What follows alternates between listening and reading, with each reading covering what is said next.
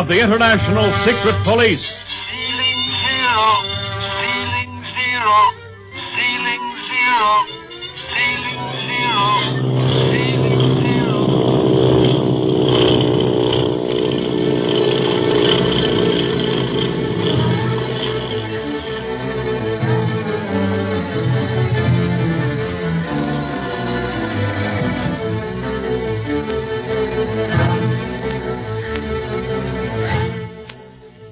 Speed Gibson, Clint, and Barney are drawing close to their destination of Hong Kong, China, to arrest, if possible, the #1 criminal of the 20th century, the Octopus. The first clue that the boys have as to the criminal's headquarters is on a small, barely legible map which Marcia Winfield's brother sent her prior to his mysterious disappearance. During a sightseeing tour on Guam Island, one of the Octopus spies fails in an attempt to recover this map. The Octopus learns of the failure and determines to stop the pursuit of the International Secret Police in Manila. Meanwhile, Speed, Clint, and Barney have decided to show Manila to Marcia and little Jean. We find them in a colorful cafe. Well, Jean, what do you think of Manila? It's wonderful, Clint, but so mixed up. All sorts of people live here, don't they? Yes, the Philippines, or the Thousand Islands, as they were once called, are sort of a melting pot for black, yellow, and white. That's what makes it so colorful. Manila's Chinatown, with its narrow streets and overhanging balconies, the ruins of Spanish buildings and the old forts and the canal. You know, of all the places we've seen on our trip, I think that Manila is one of the most interesting. But the weather's sure hot, isn't it?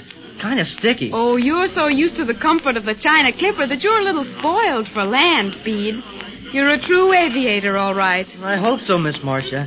I'm trying hard to be. Don't tell me you fly, too. He sure does. The kid has all the makings of a birdman, Marcia. Barney's teaching me. I soloed a lot already. Goody. When will you take me up, Speed? Oh, wait a minute. Hold on, young lady. Haven't you spent enough time in the sky during the last few days? But Speed wasn't flying the Clipper, Clint. Wait till I have a few more hours in the air, Gene. Then I'll take you up for a ride.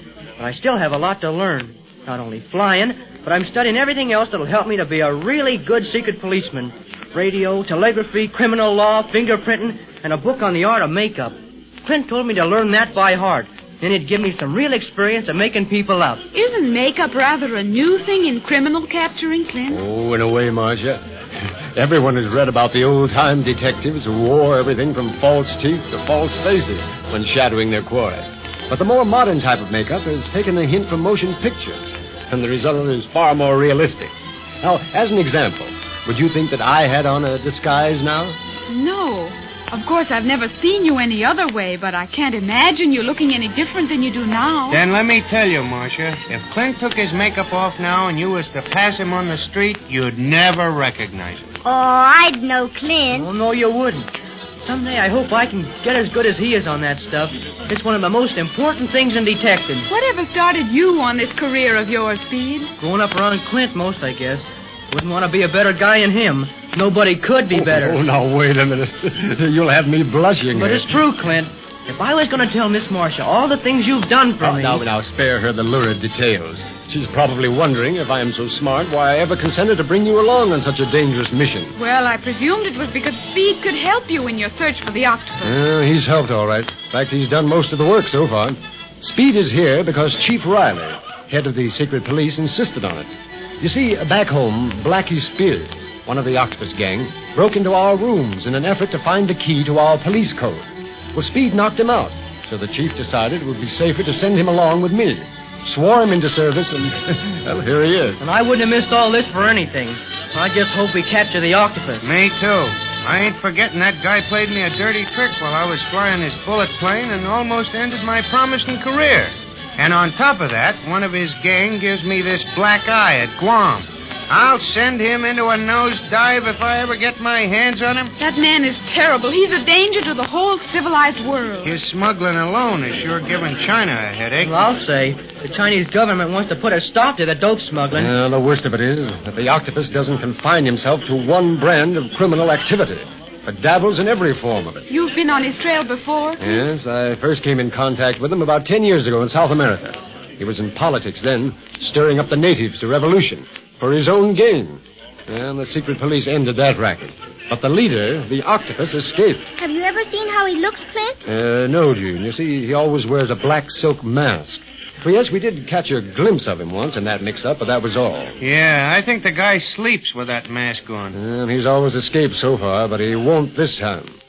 The world isn't big enough for the Octopus and me. One of us won't be in it after the smoke clears away. I promise you that. Hey, what is this, a lecture? I'd like to see more of Manila. Yes. There are all sorts of historic places around here. And the streets are so colorful, the main one's so modern, and the side streets so quaint. Lady wishes to see Manila. Lottie, good guide. Hey, who's this guy? My name Lottie, good guide. Show you all four. Oh, no, thanks. No, we don't want a guide. Oh, gee, Clint. Can't we use him for a little while? It's early yet, and he could take us places that'd take us a long time to find, maybe. Oh, yes. I'd love to see Manila. Looks like you're outnumbered, Clint. I'd kind of like to take a look-see around this burg myself. What about you, Marcia? Oh, I'd love it. Huh? I'm not keen on picking up a strange guide like this, but, I guess it won't hurt anything. Lead on, Lodi, old kid. Oh, what a name. He'll hear you, Barney. No, he's some sort of foreigner. He can't talk good English, let alone understand it. This way, please. Say, he's not taking us out the way we came in. Here, wait a minute. Hold on, Lucy. Where are you taking us? Outside entrance, closer to Old Port. See more of Old Town. Oh, no. This cafe is enough of Old Town for me. I don't want to see anything any older. Oh, come on, Clint. This is swell. Yeah, Please, come on. Clint. Well, all right, then. Let's get it over with.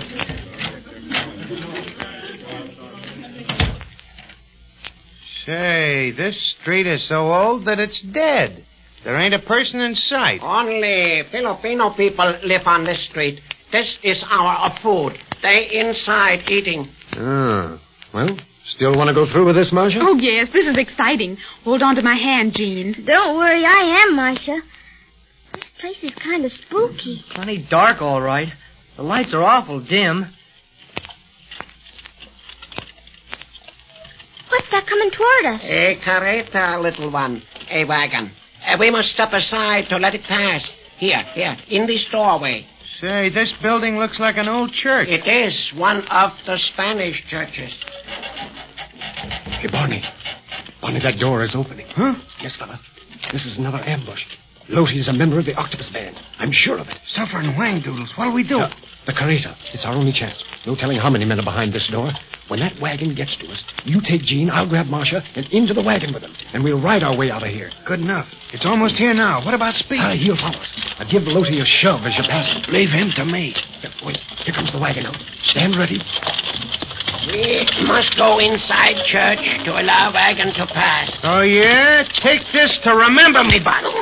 Quick, into the wagon, Marcia. Jean's in already. Hey, what's wrong? I'll give you a hand. Up you go. There you go. Grab the reins and get out of here, Barney. Yeah, man. Move over, my friend. Get up there. Come on, get up.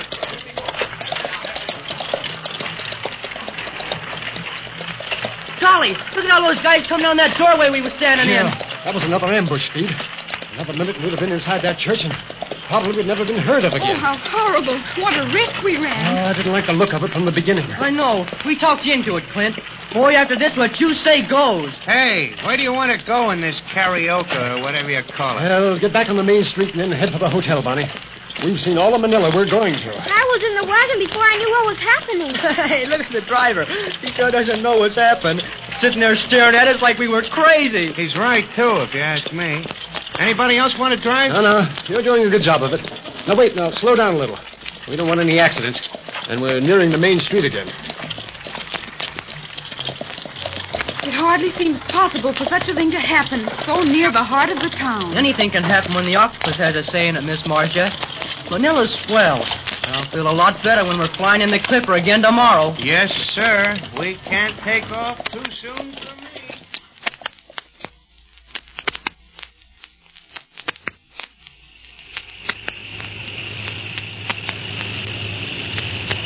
Well, it won't be long now, will it, Clint? It's only a short hop between Macau and Hong Kong. It's a short hop, but the two ports are vastly different. Macau is under the Portuguese authority, while Hong Kong is British. I'm awful excited. So much happened in Guam and Manila. Seems like the closer we get to the Octopus, the more adventures we have. That's because he's doing his best to stop us, Speed. Well, have you recovered from last night's excitement, Marcia? Oh, somewhat. But I had nightmares all night. I thought I was being dragged into old churches and forts, and I seemed to see the octopus everywhere. Not as a man, but as a sea monster. Well, I'll breathe easier when we arrive in Hong Kong. Jean will be safe with her father, and I hope that we can arrange some safe quarters for you, Marcia.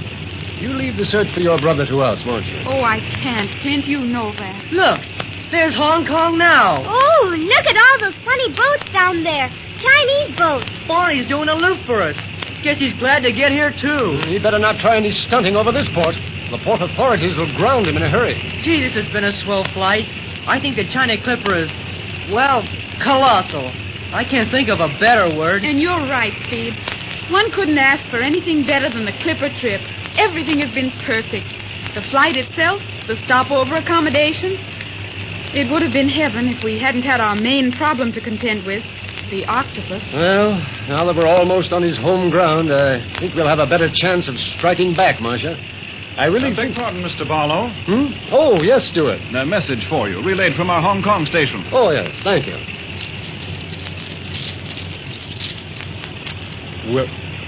Well, I'll be... What does it say, Clint? Is it bad news? Read it, Clint. It says, "Welcome to Hong Kong.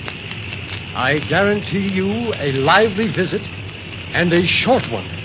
The octopus."